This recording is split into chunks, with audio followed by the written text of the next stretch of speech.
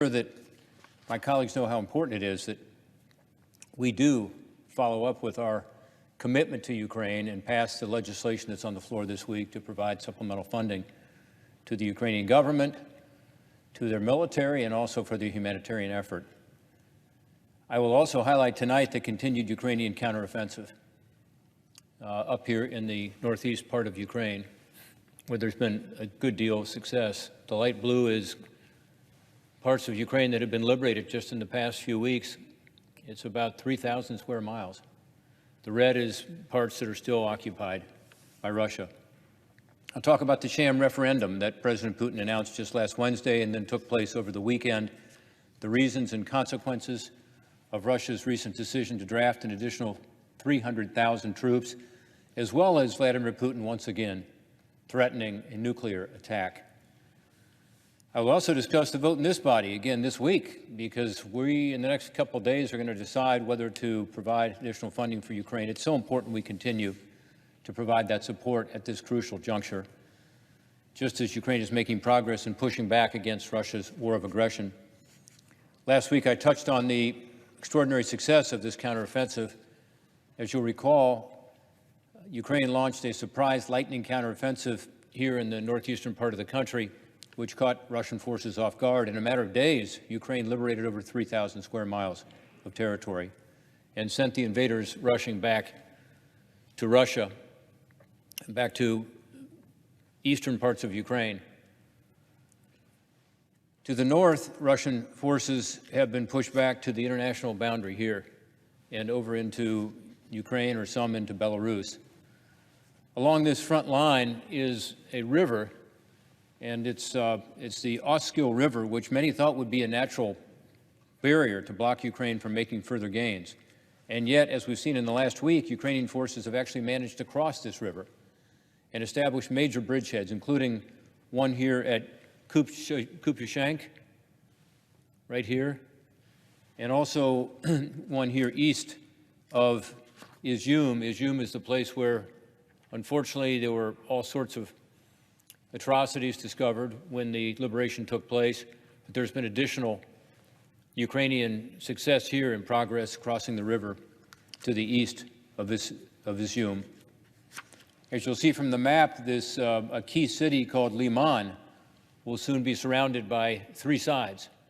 And when Liman is surrounded by three sides, it will be very difficult for Russia to defend it. The sense is that the invaders there will be forced to either surrender or retreat. Clearly, Ukraine continues to have the momentum here in the northeast. And again, therefore, exactly the time for us to continue to support Ukraine. U.S. funding has made a huge difference. And the actions of this body and the House of Representatives and the administration in providing this help to Ukraine has allowed for successes that were unimaginable 7 months ago when Russia initiated this latest invasion. They've actually stopped and are now pushing back a Russian army much larger and with a lot more heavy equipment.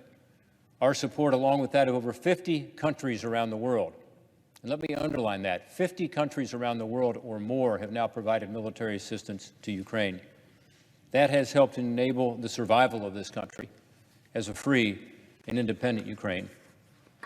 Yesterday, I had the privilege to host Ukraine's ambassador to the United States, Oksana Markarova, along with members of Ukraine's parliament. We heard firsthand from them how the weapons we are providing are making a huge difference on the battlefield. One of the parliamentarians had just returned from the region, the Northeast region we talked about. She was just in the area of Kharkiv, and she said that the soldiers there told her, please go back to the United States and say, thank you, because these weapons you're giving us, particularly they focused on the HIMARS, are making such a huge difference. These HIMARS are long-range missile systems, and they've changed the tide of this war. Along with more ammunition and equipment, of course, we have to continue to insist on total transparency to ensure that the end use is being monitored. That's the end use monitoring is the term that the 101st Airborne used when I talked to them in Poland about the U.S. weapons that are going into country. This is an example of HIMARS as an example. We know now from public information there are 16 of these HIMARS from the United States. There's also some from UK, and not exactly the same weapon, but a similar weapon, also some from Germany. Those 16 remain undamaged, which is extraordinary, and they've been incredibly useful. But we need to ensure that all this equipment goes to the right place, to ensure there's no fraud, no diversion of weapons. In my visits to the region, including a month ago, I did speak to U.S. military officials, both in Poland and in Ukraine, who provided details on how they are tracking U.S. and other weapons to ensure they are not diverted from the Ukrainians and from the front lines. This end-use monitoring, which is how our military explains it, is, according to them, being implemented in ways never done before. And they claim the Ukrainian government and military are full partners in these accountability measures. That's what I heard as well. I heard that from the president of Ukraine, President Zelensky. I heard it from all the Ukrainian officials, including the parliamentarians with whom we met, that they want to have total transparency. They think it's in their interest as well. Of course, Russian disinformation is trying to convince media otherwise. Let me give you an example of that. Over the weekend, a BBC investigation revealed allegations from Russia media sources that were picked up, frankly, by some U.S. and European media, which is a warning, I think, to our own media to be careful and check your sources. But the reports from the Russian media was that U.S.-supplied weapons were being sold on the black market in Ukraine. BBC determined that was entirely false. Russians had posed as Ukrainians on the dark web, pretending to sell these weapons in order to undermine American and European confidence in Ukraine's ability to control these weapons. Turns out it was a totally false narrative, peddled by the Russian government in order to sow division between Ukraine and its allies. The BBC report again affirms what I've heard in the region, that our military aid to Ukraine is getting into the right hands and is not being diverted for malign purposes. A specific example of what we have provided that's really making a difference are these HIMARS, as we talked about. By all accounts, Ukrainian forces have used these really creatively to be able to disrupt the logistics of the Russian armed forces. They've been striking behind enemy lines to destroy Russian ammunition depots, logistics hubs, command and control outposts. Prior to the HIMARS, only the Russians had long-range artillery, and they could fire on Ukrainian civilians and military with impunity. Finally, they have the ability to push back. These weapons have enabled this spectacular counteroffensive we saw in the Northeast to be able to succeed. So when we give the Ukrainians weapons they've actually been asking for, they actually need, they use them effectively, and it's working. In the clearest sign yet that Russia is feeling desperate, last week President Putin announced a new draft, mobilization of at least 300,000 soldiers to support his troubled war in Ukraine. Remember, President Putin promoted his special operation in Ukraine as a special military operation that would not touch the lives of ordinary Russians. It would be quick, it would involve minimal casualties, and it would bring great glory to Russia. Now, after 7 months, tens of thousands of casualties,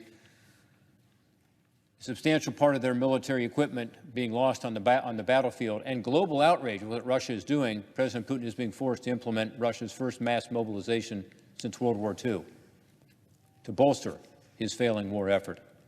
This is an act of desperation and is deeply unpopular among the people in Russia. According to reports, anti-mobilization protests in 38 Russian cities saw more than 1,300 people arrested just last week. Here are some of those demonstrations. The punishment for many of those detained, by the way, if they are males between the ages of, say, 18 and 50, is to be forcibly conscripted.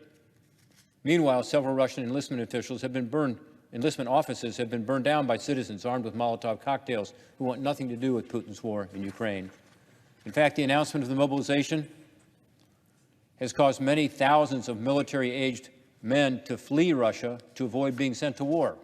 It's reported that airline tickets out of Moscow have reached $5,000 or $10,000 or more, and flights are totally sold out. Car traffic at Russia's international borders have caused massive traffic jams as those who can't fly out of Russia try to drive out to get away from the conscription. Here's an example here with the border with Georgia. You can see these cars lined up for miles. Russia is so desperate that they are recruiting just about any able-bodied man just to get bodies and to fill their ranks. These are not military-trained individuals. They're letting prisoners out of jail if they promise to fight.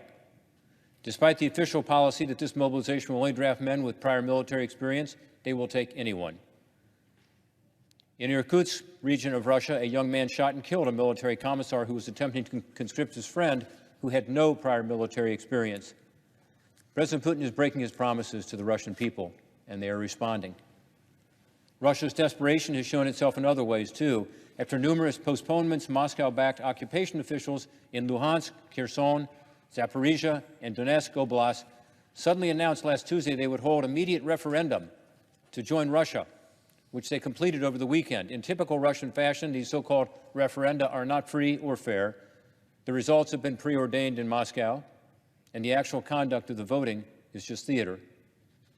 There are a lot of videos circulating, you've probably seen them, of online videos of armed Russian soldiers going door to door to conduct these illegal referendums.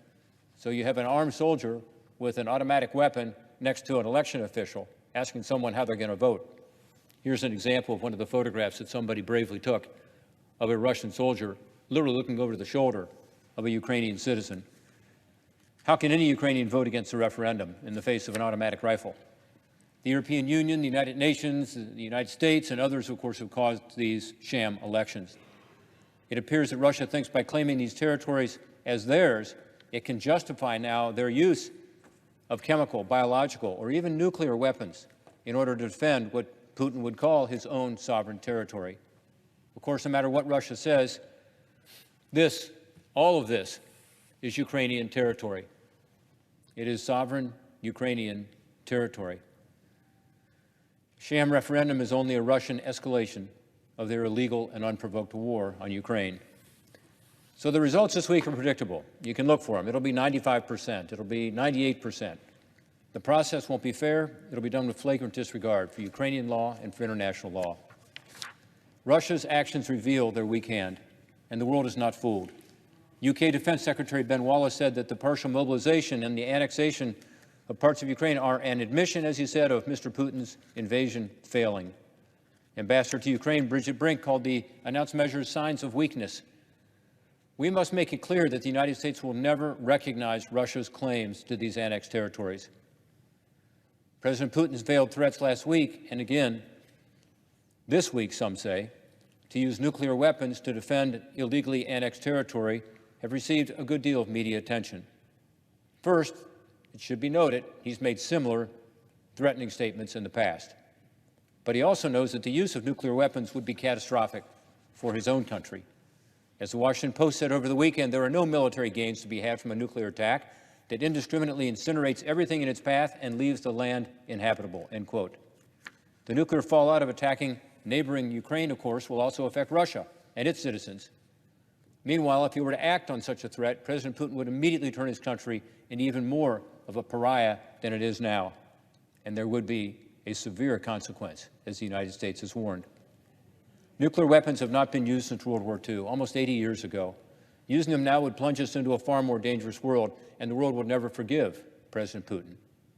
The countries that have taken a neutral stance on this brutal conflict would quickly change their tune, and the resolve of the West and so many other countries to stand against Russian aggression would only increase. The conflict has shown that when push comes to shove, the alliance actually comes together to protect Ukraine. It binds together. Nuclear blackmail cannot be allowed to work. Responding to Vladimir Putin's reckless threats by pulling back would only reward bad behavior and create a more dangerous and volatile world. Appeasement does not work. In response to these threats, it is crucial that we continue to support Ukraine while making clear to Russia that there will be enormous costs for the use of a nuclear weapon. National Security Advisor Jake Sullivan said on Sunday morning that, quote, any nuclear weapon will be met with catastrophic consequences for Russia, end quote. This battle for freedom transcends this Congress. It transcends partisanship. We all know who the aggressor is in this fight. The people of Ukraine have never asked for anything other than peace and to be able to live with their neighbors, including Russia, in peace. The right to exist as a sovereign, independent nation. Russia's illegal and unprovoked war is an attack on their fundamental right to self-governance. We've all seen the evidence of war crimes, the torture, the rape, the killings of innocent Ukrainian civilians and non-combatants, the videos of Ukrainian soldiers being tortured with box cutters, and the mass grave sites.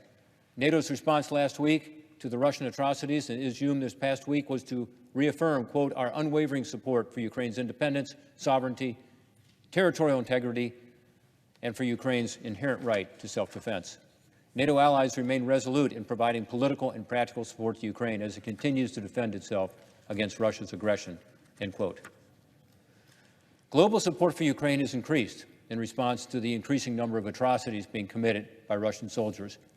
I was able to hear about this firsthand last week when I met with Ukrainian Prosecutor General Andriy Kostin about the ongoing global effort to hold Russia accountable for their war crimes, which are a clear violation of international law. We discussed ways the United States can aid Ukraine in its effort to investigate and prosecute cases of war crimes conducted by Russian soldiers in Ukraine. Last week, I talked about the mass graves of people tortured and executed in the city of Izum. Who knows how many more are out there? The evidence of this genocide grows every day, and every day the anger against Russia grows alongside it. So far, we believe these war crimes have resulted in the deaths of at least 7,300 civilians, including 391 children.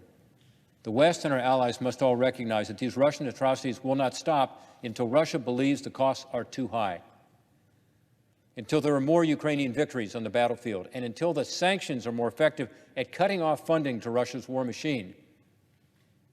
Russia needs to feel the squeeze. We talked about this at the Senate Foreign Relations Committee hearing today. That is the only way this Russian brutality, this madness, ends. For the sake of global freedom, Ukraine must be allowed to end this war on its terms, not on Russia's terms. To get to that point requires us to continue supporting Ukraine, to keep the momentum going. What would it say if we back down now? In an address before the United Nations last week, President Zelensky said, and I quote, "Ukraine wants peace. Europe wants peace. The world wants peace. And we have seen who is the only one who wants war," end quote. Secretary of State Blinken summed it up. If Russia stops fighting, the war ends. If Russia stops fighting, the war ends. If Ukraine stops fighting, Ukraine ends. I encourage the Senate to act with a united voice in support of the people of Ukraine. By providing additional funding, the battlefield gains can continue. The government in Kyiv can continue to operate. Ukrainian prosecutors can investigate more war crimes and bring the perpetrators to justice. As Russia continues their ruthless attack on freedom and democracy, it's our duty to stand up for what we believe is true, that life, liberty, the pursuit of happiness will always win in the fight against tyranny. And it's working. Ukrainian liberators have taken back cities across Ukraine, as we've seen. It's working. And unlike Russia, the morale of the Ukrainian people and the troops is strong. Their determination is strong. We must continue to let the world know we stand with Ukraine. And as I've heard from multiple meetings with Ukrainian officials, including some of the parliamentarians we were with yesterday, they've said freedom must be armed. And the United States must be there to lead that effort, to ensure that freedom's flame is not extinguished in Ukraine. Thank you, Madam Chair. Thanks for watching, and if you haven't already, please consider subscribing to our channel. And while you're at it, please leave us a comment.